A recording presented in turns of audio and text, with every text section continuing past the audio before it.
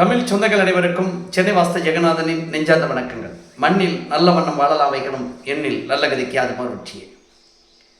புத்திர ஸ்தோகம், புத்திர தோஷம். நிறைய ஜோதிடர்கள் போகும்பொழுது 5 ராகுவோ 5 பாவகிரகங்கள் இருக்கும் பொழுது அதனோட பலாபலம், கேது இருந்தால் ஒரு மாதிரி, ராகு இருந்தால் ஒரு மாதிரி, ஏன் செவ்வாய் இருந்தால் ஒரு மாதிரி, சனி இருந்தால் ஒரு மாதிரின்னு ஜோதிடர்கள் சொல்லுவாங்க. இந்த புத்திர தோஷம் வாஸ்துவில் எப்படி இருக்கும், அந்த புத்திர தோஷம் ஜாதகத்தில் இருந்தால் வாஸ்துவில் அது இருக்குமா, அதை நம்ம எப்படி சரி செய்வது என்கிற ஒரு சில கருத்துக்களை இந்த பதிவு வழியாக தெரிந்து கொள்வோம். புத்திரன் என்று சொன்னாலே வாஸ்துவில் வடகிழக்கு, குழந்தைன்னு சொன்னாவே வாஸ்துவில் வடகிழக்கு. வடகிழக்கு பகுதியில் குற்றங்கள் இருக்கும் பொழுது, குற்றங்கள் என்று சொல்லும் பொழுது வடகிழக்கு பகுதியில் இல்லம் இருக்கும், அல்ல இல்லத்துக்கு வெளிப்புற பகுதியில் உயர்ந்த கட்டிடங்கள் இருக்கும். ஒட்டுன அமைப்பில் இடம் காலி இடம் இல்லாமல், ஒரு மருந்துக்கு கூட காலி இடம் இல்லாமல் வடகிழக்கு பகுதியில் எப்படின்னு சொல்கிறதுன்னா, இவர் கட்டடம் இவருடைய எல்லை வரை அந்த கட்டிடத்தை கட்டியிருப்பார். பக்கத்து வீட்டில் வடகிழக்கு தென்மேற்கு வரும், அந்த அவரோட வடகிழக்கு இன்னொரு வீட்டுக்கு தென்மேற்கு, அந்த இடத்துல அவரும் மருந்துக்கு கூட இடம் விடாமல் ஒட்டி அமைப்பில் ஒரு கட்டிடத்தை கட்டியிருப்பாங்க. இந்த மாதிரி இருக்கக்கூடிய இடங்களில் நிச்சயமாக புத்திரர்களால் தோஷம் இருக்கும். அந்த தோஷம் புத்திரர்களை விரயம் செய்கிறதா, அது தோஷத்தோடு நின்று வருகிறதா என்பது அந்த இடத்துல இருக்கக்கூடிய சோர்ஸை வச்சு தான் இருக்கும். ஆக இந்த பதிவை பார்க்கிற மக்கள் ஒரு விஷயத்தை நீங்கள் கூர்ந்து கவனித்து சரி செய்து கொள்ள வேண்டும். இல்லை என்றால் உடனடியாக அந்த பகுதியிலிருந்து அப்புறப்படுத்தப்பட வேண்டும், அதாவது அந்த இடத்துல கிளம்பி விட வேண்டும்.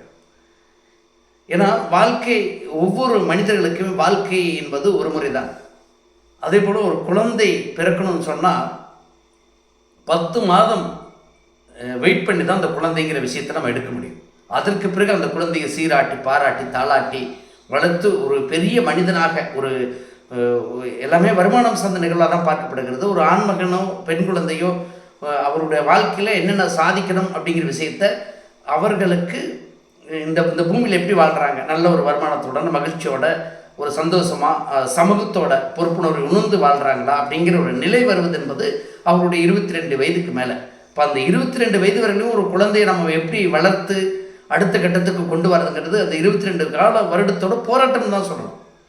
இப்போ இப்போ வளர்க்கிற பெற்றோர்களுக்கு அவருடைய பாதி வாழ்க்கை முடிந்து போகிற நிகழ்வாகத்தான் இருக்கும். இப்போது இது அற்ப சூப்பமான சின்ன விஷயமெல்லாம் அது கிடையாது.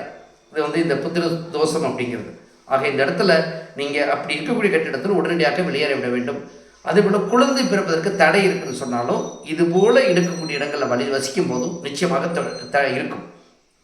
அதே போல் வடகிழக்கு படிகள், ஒரு இல்லத்தில் வடகிழக்கில் படி இருக்குது என்று சொன்னால் அந்த இடத்துல நிச்சயமாக குழந்தை சார்ந்த நிகழ்வுகளில் பாதிப்பு இருக்கும். இந்த இடத்துல ஒரே ஒரு விஷயம், ஏதாவது ஒரு சூழ்நிலையில் அவங்களுடைய நேரம் நல்லா இருக்கிற வகையில் அந்த குழந்தைகள், அவருடைய வாரிசுகள் வேலை சார்ந்த விஷயமாக வெளிநாடுகளுக்கு பயணப்பட்டு திரும்ப இங்கே ஒரு குறிப்பிட்ட வருடம் ஒரு முறையோ அல்லது 2 வருடங்களுக்கு ஒரு முறையோ 3 வருடங்களுக்கு ஒரு முறையோ 6 மாதங்களுக்கு ஒரு முறையோ வருகிற சூழ்நிலை இருக்கும் பொழுது அந்த பாதிப்பிலிருந்து அவர்கள் தப்பித்துக் கொள்ளலாம். இதனை தவிர ஒரு தவறான இடத்துல வடகிழக்கு பகுதியில் படி இருக்குது என்று சொன்னாலே மிக மிக தவிர. வடகிழக்கு பகுதியில் கிழக்கில் படி இருந்தால் இதை விட மோசம். என்ன மோசம் அப்படின்னு சொன்னால், வடக்கு என்பது பெண்ணுக்குரிய பகுதியாகவும் கிழக்கு என்பது ஆணுக்குரிய பகுதியாகவும் இருக்கிறதுனால கிழக்கு பகுதியில் இருக்கும்போது ஆண்கள் எப்பொழுதுமே நேரடி வாரிசுகளாக ஒரு இல்லத்தில் பார்க்கப்படுகிறார்கள். பெண்கள் மறைமுக வாரிசுகளாக இருக்கின்றார்கள்.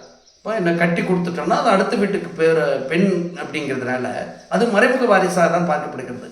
அப்போது வடக்கில் அது பெரிய அளவில் இருந்தால் கூட பெரிய தீங்கு செய்யாது இருந்தாலும் அதுவும் ஒரு சில நேரங்களில் அவங்களுடைய ஜாதக நேரம், அவங்களுடைய கர்மா சார்ந்த நிகழ்வுகள் எல்லாம் ஒன்று சேரும் பொழுது அந்த இடத்துல வாஸ்து அப்படிங்கிற விஷயமும் சேர்ந்து கொண்டு புத்திர தோஷத்தை சோகத்தை கொடுக்கிற நிகழ்வாக மாறிவிடும். ஒரு இடத்துல வடகிழக்கு படி இருக்குது, வடகிழக்கு பகுதியில் கட்டிடங்களை இணைத்தமைப்பில் கட்டியிருக்காங்கன்னு சொன்னால் அதை சீர்தூக்கி பார்த்து நிச்சயமாக சரி செய்து கொள்ள வேண்டும். இல்லை என்று சொன்னால் அது தோஷமாக இருக்கிற விஷயம், புத்திர தோஷமாக இருக்கிற விஷயம் சோகமாக மாறுவதற்கு முன்னால் நம்ம அதை சரி செய்து கொள்ள வேண்டும் என்பதுதான் என்னுடைய தாழ்மையான கருத்து. ஓரிரு இடங்களில் அது சார்ந்த இடங்களில் நான் பார்த்துருக்கிறேன். புத்திர சோகம் அடைந்த இடத்துல கூட நம்ம பயணப்பட்டு ஒரு விஷயத்தை பார்த்துருக்கிறேன். அதனுடைய நிகழ்வு தான் இந்த பதிவு தான் இது.